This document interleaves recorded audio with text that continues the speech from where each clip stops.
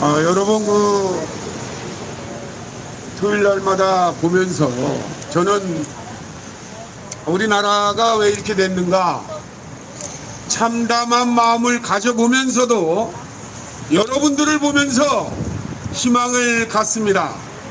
저는 지난 89년도 당시에 이재명 현 민주당 대선 후보를 알게 됐어요. 당시에 노태우 정권의 일기 신도시, 당시에 분당의 대책위원장으로서 그 당시 제가 집시법으로 구속돼 있을 때 변호를 했던 사람이 이재명 변호사입니다. 저는 그 당시에 젊고 참신한 변호사가 참 열심히 일한다라고 생각을 했어요. 그런데 지난 32년 동안 역사를 보면서 자신의 출세와 권력욕에 사로잡혀가지고 사회적 약자를 억강부약이라는 말도 안 되는 궤변으로 농락해온 겁니다. 이거를 증언하고자 이 자리에 섰습니다.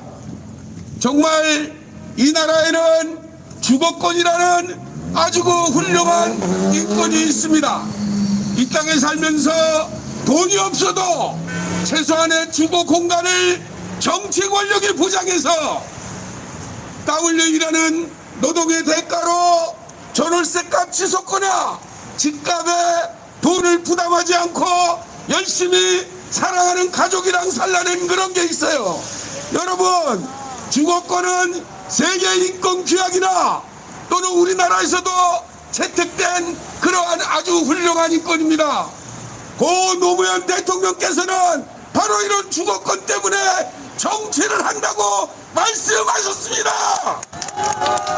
저는 이런 아름다운 전통을 계속 발전시키고자 90년도 분당 주거권 투쟁을 승리로 이끌어 열심히 일을 했습니다. 그런데 2007년도에 제가 법 제안을 시키기 위해서 대통합민주신당을 만들고 경기도당 공동위원장으로 활동하게 됐습니다. 당시에 이재명 씨가 우리 도당의 법률 변호사예요. 그런데 내가 89년도부터 2007년도까지 사회적 약자와 주거 취약계층을 위해서 열심히 활동을 할 때에 성남에는 토건 세력의 기동엔 LH가 있습니다. 한국토지주택공사 부동산 적폐 본산이 89년도부터 본사가 LH에 있어요. 그리고 제가 분당에 살고 있고 분당 대책위원장 출신이다 보니까 전국에 제가 주도해서 만든 전국 철거민협의회 산하대책위원회가 본사가 있는 분당에 주거권을 요구하고자 항의차 왔습니다. 그런데 분당경찰서가 그 LH 개간해가지고 철거민들을 탄압하고 외워보라고 성남지역의 정치권, 성남지역의 시민사회 모두가 철거민을 탄압하던 그러한 역사적 순간에 제가 민주당의 경기도당위원장을 맡고 이거를 법과 제도를 만나서 민주당의 정신을 이어가고자 했는데 제가 그 당시에 고소고발을 7건을 당했어요. 하지 말라는 겁니다.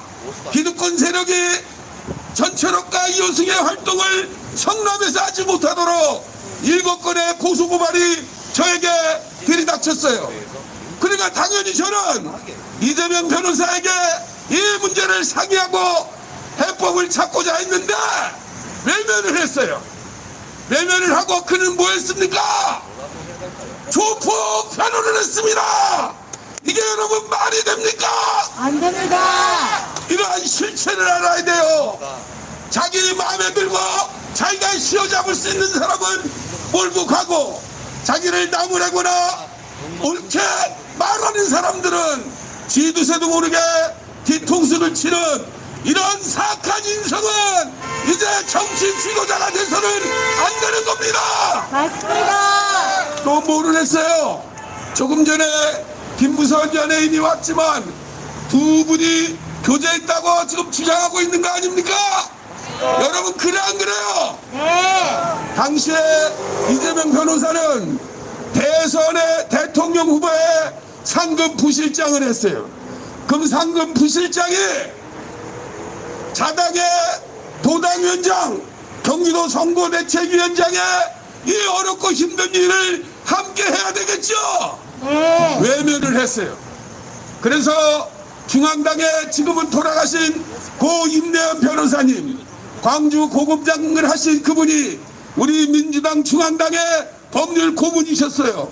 그분이 나서서 저희를 도와주신 거예요. 그러고 나서 저는 정말 지속 가능한 이 주거권 운동을 하기 위해서 성남에서 엄청난 일을 하면서 전국을 돌아다니고 있었어요. 그런데 어떤 일이 벌어졌습니까? 2015년도에 단군 이내 부동산 비리, 부동산 투기, 일어나지 않아야 될 부동산 적폐 사건인 대장동 게이트가 만들어졌죠. 네. 꽉 나는 망치로 뒤통수를 맞은 것처럼 깜짝 놀랐어요. 그런데 이재명 변호사가 설계를 자신이 했다 그러더라고요. 여러분, 부동산 적폐 비리 사건을 본인이 설계했으면 책임을 확실히 져야죠. 네. 그런데 책임을 지지 않고 있어요. 며칠 전 조동현 사건을 보더라도 이재명 대선 후보와 자기가 책임을 진다고 그러는 거예요. 여러분, 책임은 어떻게 지는 겁니까? 후보 사태로 책임을 져야 됩니다. 맞습니다. 말로만 하는 게 아니에요. 그런데 대장동 게이트도 말로만 책임을 진다는 건지 도대체 우리 국민들이 납득할 수가 없어요. 저희는 우리나라에서 정상적으로 살아왔고 지금도 우리나라의 발전을 통해서 우리 후손들에게 이게 나라다라고 해야 되는데 여야를 막론하고 민주당의 이재명 후보, 국민의힘의 윤석열 후보는 우리 자식들에게 또 우리 자신도 이게 대통령 후보고 이 사람들에게 우리나라를 맡길 수 없다는 게 제 생각인데 여러분들은 어떻습니까? 맞습니다. 그 중에 대장동 게이트를 자신이 설계했다고 말하는 이재명, 저는 지금 지켜보고 있어요. 이번에도 억강보약을 말하면서 출마 선언을 할 때 제가 이건 아니다. 여러분, 억강보약이 뭡니까? 정치라는 게 뭡니까? 바로 사회적 약자나 정책의 사각지대에 놓여있는 사람들에게 정치가 정책적인 대안으로 균형 잡게 살게 해야 됩니다. 맞습니다. 바로 이러한 정신을 김대중 선생, 노무현 대통령, 문재인 대통령이 이어오고 있는 겁니다. 맞습니다. 그런데 이러한 생각을 갖고 있지 않는 사람이 우리 민주당의 후보라는 것에 대해서 저는 분노하고 있는 거예요. 차라리 억강무약을 말하지 않고 자신은 인권 변호사도 아닌데 그동안 권력 때문에 사칭했다 이렇게 고백하는 게 차라리 인간다운 거 아닙니까? 맞습니다. 아니 지금 시대가 어느 때인데 본인이 경제 공동체를 만들면서 땅 따먹게 하듯이 영역을 확장하는 이러한 행태를 그냥 봐줄 대한민국 국민은 이제 없습니다. 맞습니다. 이제 깨시원이 깨어서 여러분들과 뜻이 같은 분들이 방방곡곡에 퍼질 수 있도록 우리가 힘차게 나야 됩니다. 여러분 한번 생각을 해봅시다. 대장동 게이트 강군 이내 최대 부동산 적폐 사건을 본인이 고백을 했어요. 그런데 우리나라의 공정과 사회 정의를 이끌어 나갈 대한민국 검찰이 어떤 짓거리를 하고 있습니까? 이 사건을 뭉개고 있어요. 이 사건을 수사를 안 하고 있습니다.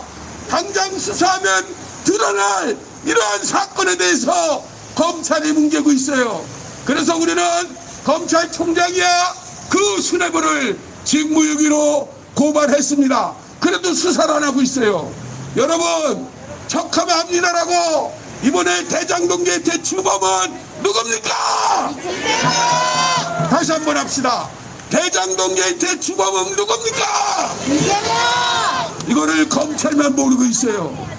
그러면 검찰은 누구 편입니까? 바로 국민의 편이 아니라 권력의 편입니다.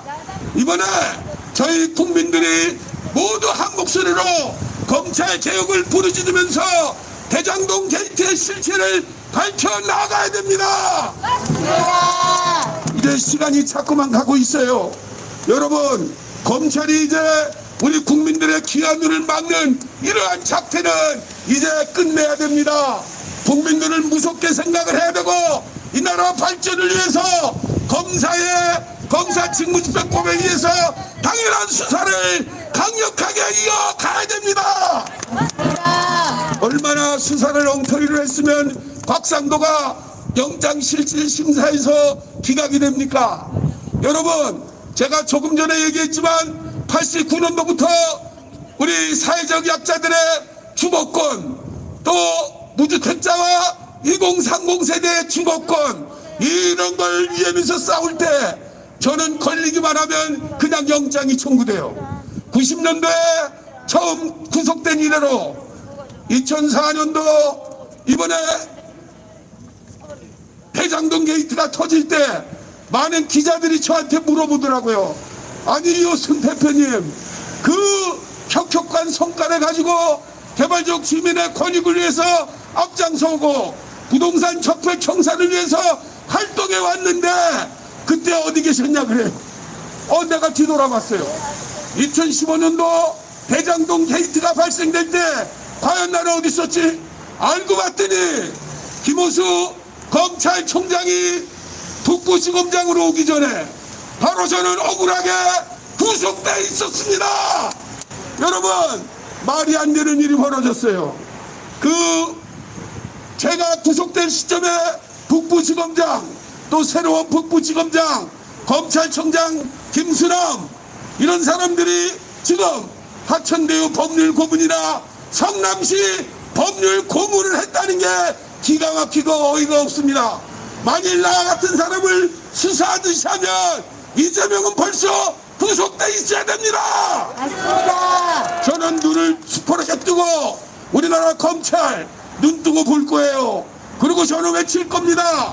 만인은 평등해야 됩니다. 법 앞에 평등해야 됩니다. 나 같은 사람은 아무 죄가 없이 6개월 가까이 가둬놓고 3년 만에 무죄가 됐어요. 169일 동안 사는 동안에 대장동에서는 대장동 게이트가 터진 겁니다. 그것도 성남에서. 만약에 내가 그때 우리 동네 넘어가 대장동이에요. 제가 판교에 살고 있는데 만약에 내가 구속이 안 됐다면 그러한 대장동 게이트는 발생되지 않았을 겁니다. 그런데 이러한 사건에 대해서 검찰이 모를 리 없죠. 여러분, 검찰이 모를 리 없죠. 저는 이미 이재명 전 성남시장을 배임으로 고소한 바가 있습니다. 그런데 수사를 안 하고 있어요. 그래서 이번에 또 공수처에다가 김호수 검찰총장을 직무유기로 고발을 했어요. 그런데 수사를 안 하고 있어요. 우리 뜻 있는 깨어있는 시민 계션 여러 식구들, 여러 동지들과 함께 직무유기를 하고 있는 김호수 검찰총장을 규탄합시다. 그리고 강력한 수사를 촉구해서 다시는 이런 장면을 노는 일이 없도록 부동산을 갖고 투기의 대상으로 삼고 부동산을 가지고 돈을 벌려고 하는 이러한 작자들이 우리나라에서 발생되지 않도록 강력하게 응징해 나갑시다. 저는 그래서 이번에 억강부약을 말하는 이재명 씨의 말이 거짓말이다. 그리고 되돌아보는 거예요. 지난 32년 동안 사건과 사안별로 하나씩 제가 말을 하고 있습니다. 이거는 사과하고 이럴 문제가 아니에요. 여러분, 인성이 변하지 않고 끝까지 오면은 고만 두는 수밖에 없어요. 그렇죠?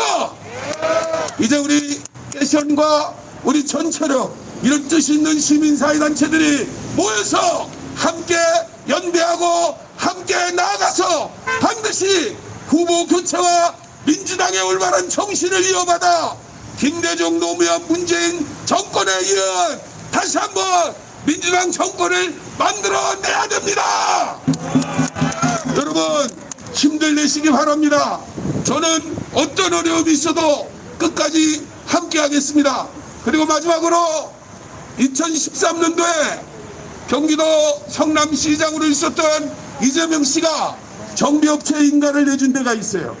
정비업체 인가를 내주면 재개발 재건축은 보통 5년에서 15년 걸립니다. 그런데 그 재개발 인가를 내준 수정구 산송동의 그 지역에서 자영업자와 세입자들이 대책을 요구하면서 투쟁을 하고 있는데 이번 12월 1일 날 강제 철거를 했어요. 대책 없는 강제 철거를 동계 철거를 했다는 겁니다. 과거 군사 정권에서도 12월 1일과 2월 말일까지는 반인권적 행위라고 해서 강제 철거를 안 해요. 그런데 이재명 전 시장이 인가를 해준 그러한 지역에서 아무 대책 없는 강제 철거를 했다는 것은 바로 그곳에 전 민주당 원내대표가 있는 김태년 씨가 거기 국회의원이에요. 그런데 이러한 주거권과 인권을 무시하는 이러한 행태에 대해서 민주당과 이재명 후보를 규탄하는 규탄 기자회견을 저희가 월요일 날 오전 11시에 민주당사 앞에서 가질 거예요. 그리고 우리는 민주당과 이재명 씨에게 강력히 얘기할 겁니다.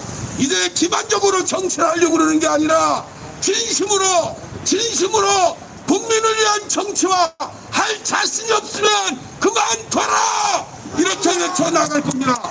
여러분 함께 할 수 있죠? 저도 여러분들과 함께 끝까지 같이 가겠습니다. 힘들 내시고 그날이 올 때까지 서로 격려하고 위로하면서 함께 나아갑시다. 여러분 감사합니다. 감사합니다.